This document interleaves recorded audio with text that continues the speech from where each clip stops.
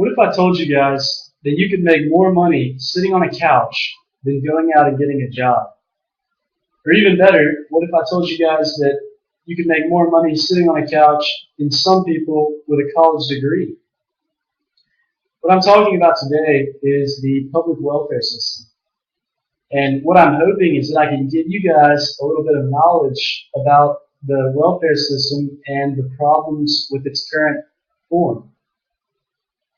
In 1964, President Lyndon B. Johnson announced a war on poverty. Johnson pledged to prevent poverty by eliminating its causes. He promised to shrink future welfare dependence, but as we all know, that never happened. Cost has actually skyrocketed about 1,300% since then, and the poor are more dependent on the government than ever before.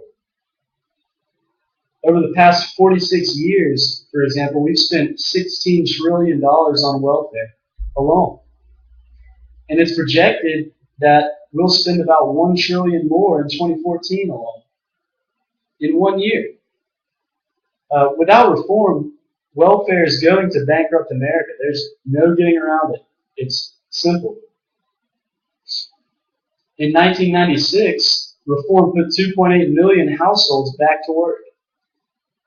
And I don't really understand why, I don't see any reasons why we can't do the same thing again, while at the same time protecting the people who actually do need welfare benefits. There are those who would like to see welfare cut completely, completely done away with, no benefits for anyone, no matter what their situation. There's actually a study done by NBC News found that 25% of Americans blame welfare as being the main cause of poverty in the United States. I don't necessarily agree with that idea. I think that there are some people that, for various reasons, actually do need government assistance. However, even people who legitimately need welfare shouldn't stay on it indefinitely, as most of them do. Welfare was meant, and has always been meant, to be a safety net that would help someone get back on their feet in a bad economy, or after they lost a job, anything like that. Just enough to get back on their feet, and then it was done. America's welfare system has hurt both the poor and the taxpayers. It hasn't really been good for anyone. When Lyndon Johnson launched the war on poverty in the 1960s, he intended it to strike at the causes, not just the consequences of poverty. Johnson stated the aim of the effort was not only to relieve the symptoms of poverty, but to cure it, and above all, prevent it. There's no simple way to reform welfare. In order to really be effective, a combination of things would have to happen at the same time and kind of work together. A lot of things would have to be changed. Obviously, the main goal of welfare reform is to get spending under control.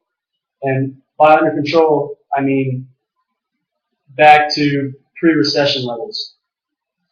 The most important part of a plan to get welfare spending under control, back to pre-recession levels, in my opinion, is definitely monthly drug screens for all recipients.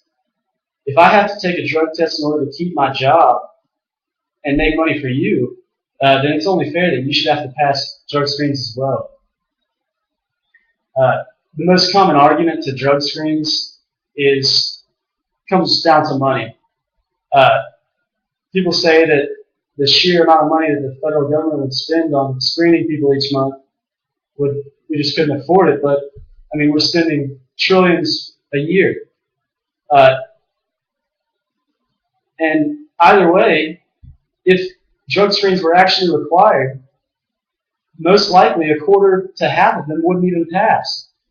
So in that case, the drug screens have paid for themselves. So there you go. The next part of an effective plan involves reducing what some people call rewards for dependence. The reality is that it's easier not to work. Everybody Everybody knows that. It's as simple as that. Most people aren't going to turn down free money. If you don't have to get off your butt and go get a job, you're most likely not going to. This is an environment that is actually hurting the poor. The current welfare system has created an environment that doesn't encourage people to work at all. I actually have a little cartoon on welfare. It's a little double-sided cartoon. It shows on one side one approach to the issue. They throw a life ring to the guy that's in economic troubles. And then on the other side that I prefer, they send him a manual on swimming so that he can learn how to swim and fend for himself in the future. If we don't make it harder to get welfare, then we will never fix the problem. Another huge factor that needs to be reduced is low-skilled immigration. About 15% of all welfare goes to households headed by low-skilled immigrants.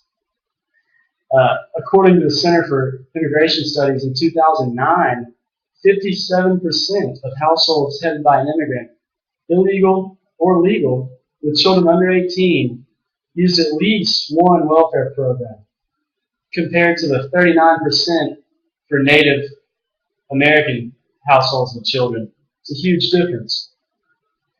The most significant reason for the higher welfare use by immigrants is most likely because they have little or no education.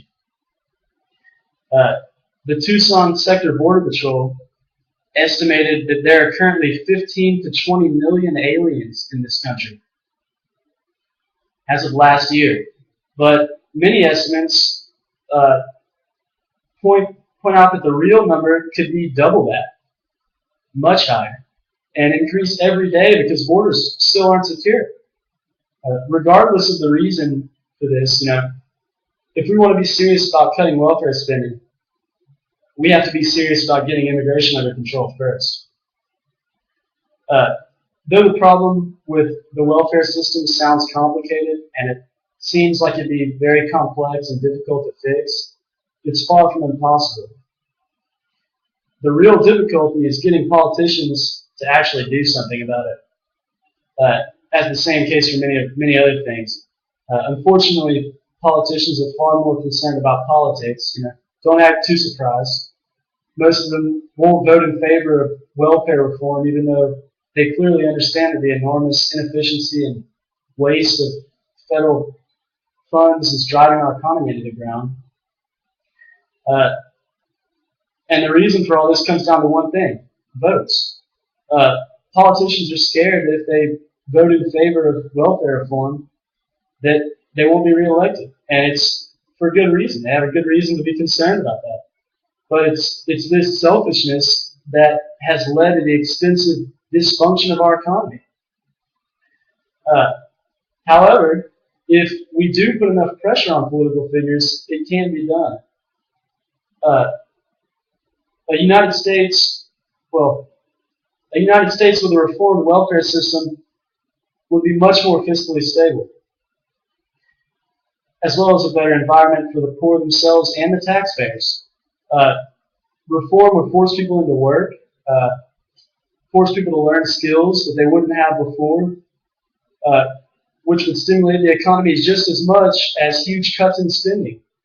So we'd be burning the candle at both ends there.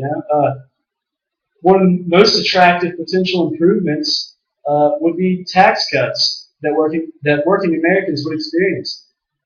All that money that had previously been taken from you to go to other less motivated people would now be available to you.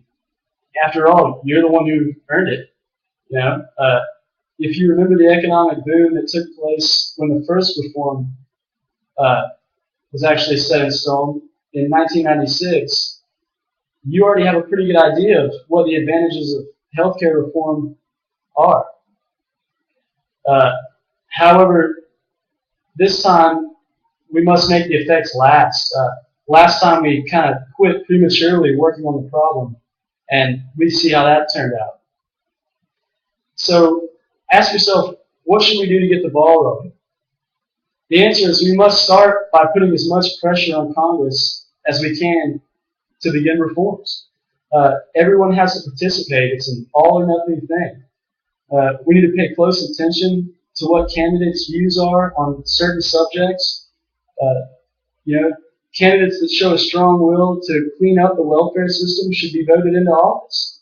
And on the other hand, candidates who show signs of being reluctant to take action must be voted out.